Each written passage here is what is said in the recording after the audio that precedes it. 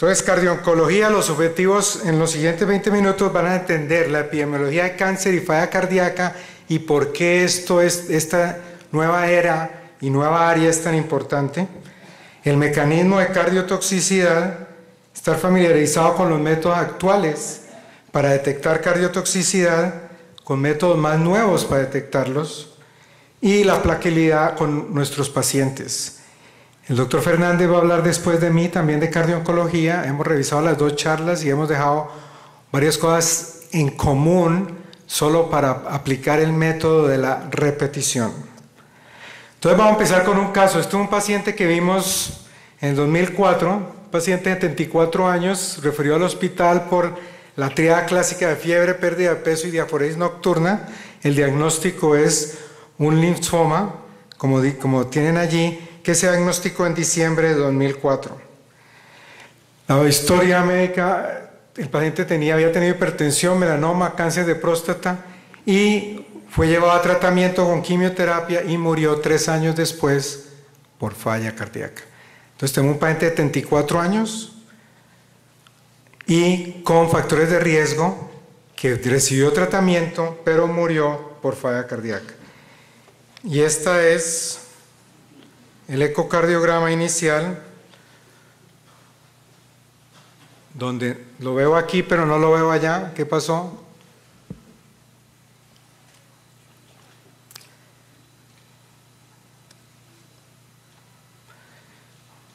Qué pena. Muestra una función ventricular normal el primero, y aquí lo estoy viendo en mi pantalla, pero no lo estoy viendo en la pantalla allí, donde mostraba una función ventricular normal con una fracción de eyección del 60%. ¿Puedo pausarlo, Doc? Sí.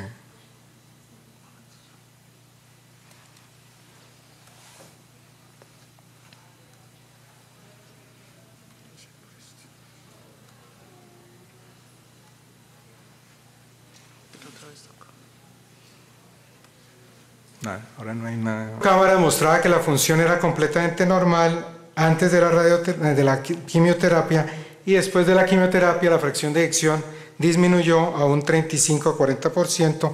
Vamos a ver si sí no hace play, y lo acabamos de probar allí atrás. Y la fracción de eyección tenía un movimiento anormal del septum por una falla, por un bloqueo de rama izquierda, pero la función había disminuido ostensiblemente. Entonces, casos como estos hemos tenido y vamos a dar la definición de ello. Entonces, ¿cómo se define cardiotoxicidad? Ya sea síntomas de disnea, ortopnea o edema de miembros inferiores, síntomas objetivos de aumento en la ingurgitación yugular, taquicardia sinusal, taquipnea, galope, o sea, falla cardíaca y estertores, o una caída de la fracción de eyección de 10%, de más de 10%, o a menos del 50%, ya sea por ecocardiografía o por MUGA, o también puede usar radiografía tórax. ¿Y por qué está pasando esto? ¿Por qué estamos cada vez más viendo estos pacientes? Y lo que pasa, y vamos a ver primero en líneas amarillas, es que la sobrevida, la mortalidad por cáncer ha disminuido, mientras que la sobrevida ha aumentado, y tenemos cada vez un número mayor de pacientes que sobreviven al tratamiento con las nuevas terapias. Y los más importantes van a ser cáncer de seno y las hematológicas como leucemia y linfoma, con el caso que presenté, que más o menos te pueden dar 3,5 a 4 millones de pacientes que han tenido esto, y esto fue al 2008 en Estados Unidos. Y si vemos la curva de pacientes que han recibido antraciclinas, si son seguidos a 5 años, tiene más o menos una incidencia del 20% de desarrollar falla cardíaca. Entonces, si han sobrevivido más, va a haber más incidencia de nuevos pacientes con falla cardíaca. Si tienen factores de riesgo, la posibilidad aumenta un 33%. Y esta es una nueva epidemia. Entonces, las mujeres están sobreviviendo a cáncer de seno, pero entonces ahora tienen falla cardíaca, y será esta falla cardíaca más maligna que el cáncer de seno que han sido diagnosticadas. Y esto lo podemos ver en esta diapositiva. Si se concentran primero a la izquierda, Nos vemos que la mortalidad por cáncer de seno estamos en un 30% a 5 años por infarto de miocardio, las gastrointestinales, pero miren las de falla cardíaca. Y aquí en la tabla de la derecha la tenemos a 30 días de falla cardíaca y a 5 años, donde vemos a diferentes edades, cambia entre 1 de cada 4 a 1 de cada 2, donde el paciente con falla cardíaca va a morir. Y ahí comparado con cáncer de pulmón, cáncer colorectal, cáncer de seno y cáncer de la vejiga. Entonces, mayor sobrevida y ahora el paciente desarrolla falla cardíaca. Y si lo miramos a nivel de cardiomiopatías, miramos la cardiomiopatía periparto, excelente pronóstico, idiopática por enfermedad isquémica, pero mire la por quimioterapia, donde es una sobrevida a 5 años alrededor de un 50%. Entonces es una nueva epidemia que estamos viendo. ¿Cuál es la fisiopatología? Y antes de hablar de la fisiopatología, quiero hablar de los dos tipos y lo vamos a hacer a manera porque ya se cree que puede haber interacción entre ellos, pero solo para llevar el tema para desarrollarlo. Entonces el tipo 1, básicamente antraciclinas, los efectos son de muerte celular. Ahorita vamos a ver los cambios en la biopsia que se pueden resolver o no en el tiempo, es acumulativo y ya la reversibilidad no hay porque es un daño permanente. Y el tipo 2, más que todo por Herceptin, donde hay disfunción, no hay los mismos cambios a nivel de la biopsia, no es acumulativo y generalmente es reversible. ¿Y qué vamos a encontrar? Esto es lo que pasa, esta es la molécula de antraciclinas, estas son las diferentes que hemos usado, que se han usado, no que hemos usado, y lo que pasa es que entran a la parte metabólica de la célula donde se genera estrés oxidativo, ciertos productores y también hay apoptosis de cardiomiocitos por el estrés oxidativo y por otras sustancias que se producen. ¿Y qué es lo que pasa a nivel celular? Donde va a haber vacuolización, y lo ven en la parte superior derecha, vacuolización de la fibra miocárdica, y también empieza a haber un daño de la fibrila, donde empiezan a haber estos cambios ya a nivel de biopsias que se han hecho. Pero no a todo paciente que recibe quimioterapia le podemos hacer biopsias. Sin embargo, si seguimos que el grado 3 es el peor, vemos que a medida que la dosis de antraciclinas aumenta, hay pacientes con biopsias grado 2 o 3 que son peores, y esto es diferente en 2 diferentes centros, pero que era similar allí. Si vemos que el porcentaje de biopsias entonces con grado mayor de 2 es más o menos del 10%, un poquito menos, y mientras que la mayoría son en grados 0, 0,5 y 1. Pero ¿será que esto puede correlacionarse viendo el corazón de otra manera? Y sí podríamos verlo aquí, un paciente con una cardioresonancia nuclear, una cardioresonancia donde vemos ya aumento de un círculo ya donde hay captación de gadolinio, mostrando que puede haber fibrosis o edema. ¿Y será que esto se puede correlacionar con la fracción de eyección? Si volvemos a los grados de las biopsias, donde 3 es la peor, 2 también es mala, vemos que el número de pacientes, la fracción de eyección, ya sea derivada por ecocardiografía o por MUGA, seguía siendo normal. Entonces los métodos actuales que usamos para definir si hay cardiotoxicidad no están al tanto para poder detectarla temprano y posiblemente ayudar a este paciente a que no la desarrolle. Y voy a presentar entonces aquí en pacientes el grupo del Mass General, donde mostraron ya que había troponina que se elevaba en diferentes tiempos 1, 2 y 3, pero en el tiempo 1 había elevación después de que el paciente, después del tiempo 0, había sido sometido a tratamiento. Y vemos aquí, solo quiero que miren la parte superior, donde usaron 3 diferentes marcadores, y el que mostró mejor sensibilidad para detectar daños era la troponina ultrasensitiva, donde ya estaba elevada por encima del valor de base, mientras que el BNP y el ST2 no mostraban ningún cambio. Entonces sí podemos detectar estos cambios que había. Y si vamos a mirar función mecánica, que hablaremos un poquito más tarde, ya vemos que si la fracción de eyección en las primeras 4 columnas, que era normal, inclusive en la quinta, ya la evaluación de la función mecánica mostraba alteraciones de ella con fracción de eyección normal.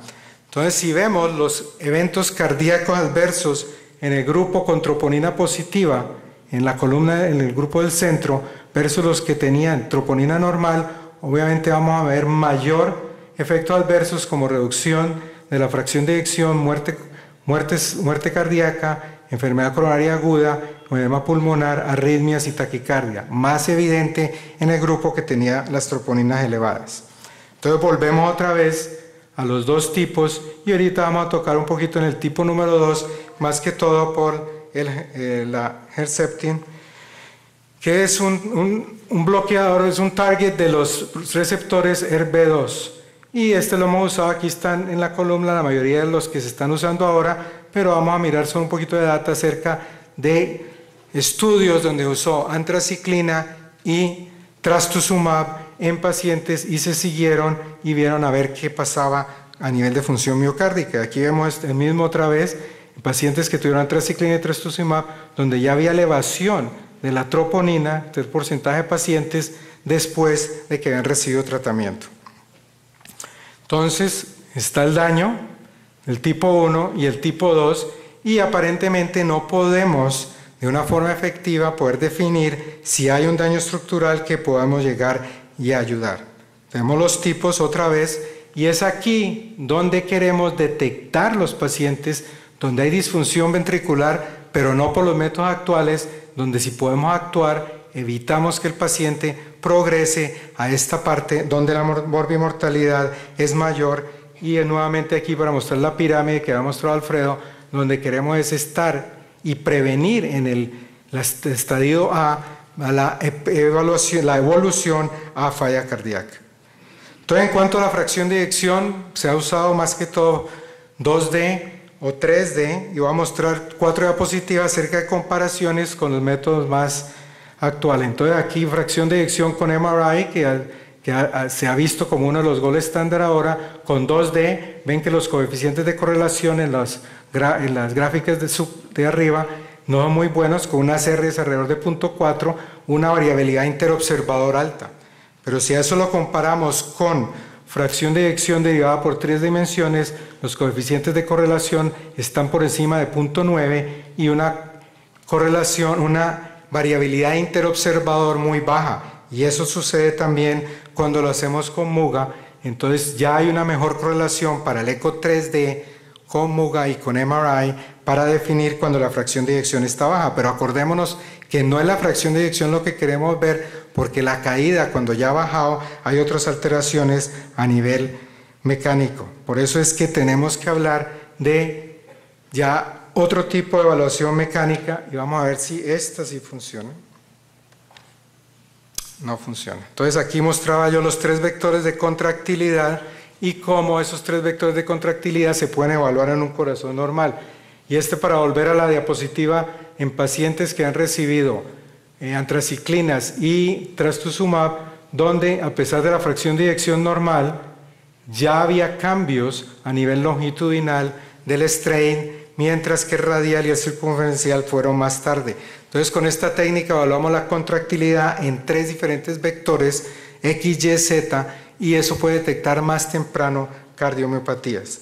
Este es el caso del paciente que les presenté inicialmente. Esto fue antes de quimioterapia, donde veíamos la función mecánica ventricular en 6 segmentos, perfecta, y después donde ya el promedio y las curvas eran diferentes, y mirando ya la rata de deformación, donde era casi perfecta inicialmente y estaba completamente anormal después, a pesar de que la fracción de eyección en los ecos subsiguientes había sido normal. Y en el caso de que les presenté, hemos también encontrado que los vectores de contractilidad longitudinal se alteran si vamos a mirar fracción de eyección arriba antes del tiempo 4, donde en tiempos 0, 1 y 2 ya había cambios a nivel de los vectores longitudinales de contracción que no había, que la fracción de eyección estaba todavía normal. Entonces, para resumir, la cardiotoxicidad y la cardiooncología es una nueva área que está creciendo debido a los mejores tratamientos y más efectivos de los oncólogos. Definitivamente produce un insulto cardíaco. Sabemos que con los métodos diagnósticos que usamos ahora, en este momento, no podemos diagnosticar tempranamente estos daños, y de pronto una combinación de imágenes un poquito más, un análisis más comprensivo, biomarcadores y de pronto estudios genéticos nos van a mejor una luz de lo que pueda pasar y cómo podemos intervenir Y con esto acabo. Muchas gracias por su atención y discúlpenme porque no funcionan los videos. Hola. Bueno.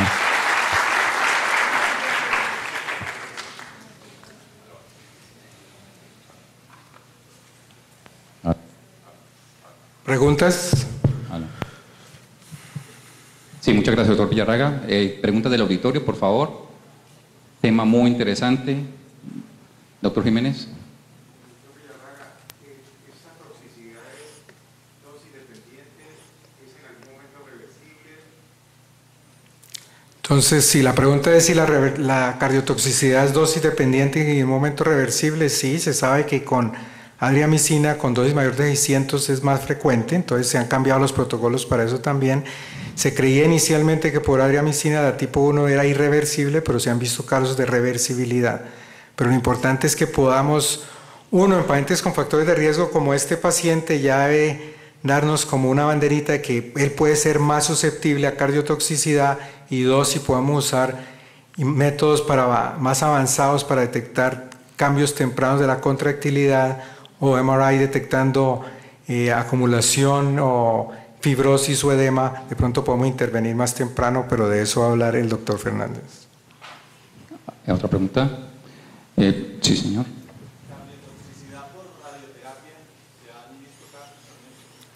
También se está haciendo investigación en eso. No he visto como unas series grandes. Nosotros estamos haciendo ecos en pacientes que reciben radioterapia y mirando cambios agudos y cambios crónicos. Lo que pasa es que también a nivel de radioterapia ha mejorado ostensiblemente la cantidad de radioterapia que se le da al paciente. Ahora casi es posible darla en un área de 3 por 3 milímetros, entonces los tejidos alrededor sufren menos, pero sí eso también otra área para investigar. Doctor Villarraga, cuando uno emprende la búsqueda para la detección temprana de cardiotoxicidad por quimioterapia, antes de que aparezcan síntomas o probablemente la disminución de la fracción de eyección medida por alguna de las imágenes, ¿existe alguna propuesta de manejo por parte de oncología para, una vez detectada esas alteraciones por biomarcadores, pueda ser modificado esa cardiotoxicidad? Por ejemplo, esteroides, por ejemplo, modificación de la dosis de quimioterapia, que esa búsqueda de marcadores se traduzca en unas conductas que promuevan disminuir el daño. Voy a contestar la pregunta parcialmente porque sé que Alberto tiene parte de la respuesta allí, pero los oncólogos, si la fracción de eyección cae en 10 puntos o por debajo de 50, paran la quimioterapia. Y con un método de chequeo de la fracción de eyección, unas semanas después, si vuelve a mejorar, la pueden volver a iniciar unas dosis diferentes. Si hay estudios en Italia y en Estados Unidos donde han usado diferentes drogas que el doctor Fernández va a hablar, donde tratan de mejorar o hacer reversible la cardiotoxicidad que ha pasado. ¿Sí?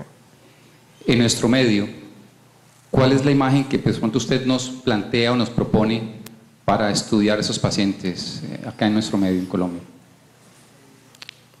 Esa es una muy buena pregunta.